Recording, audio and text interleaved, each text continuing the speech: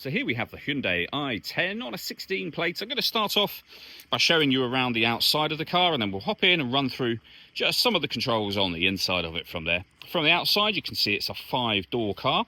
We're going to start off inside its boot space first of all.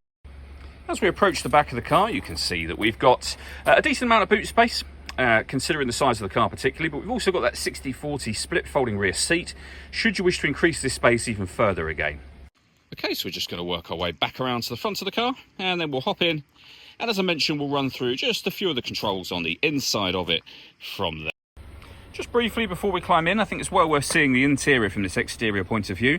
There's plenty to run through on the dashboard, so let's hop in and we'll do that now.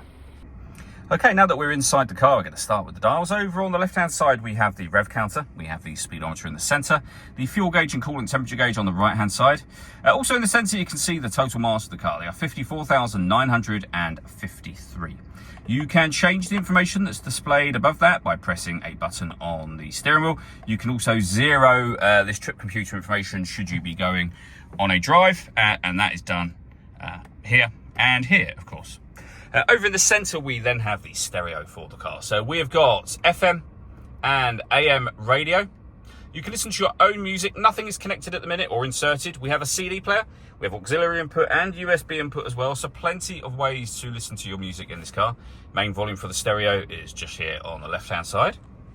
Below that, we then have the fans. So you can determine the temperature, fan speed, and the direction that you'd like the air to be distributed in. You can recirculate the air that's in the car. That's a great way of heating it up quickly or cooling it down quickly depending on the temperature you set here, or bringing in fresh air from outside of the car. We have a 12-volt charging socket, the auxiliary and USB inputs that I mentioned just a moment ago, a 5-speed manual gearbox, and then 2 cup holders as well.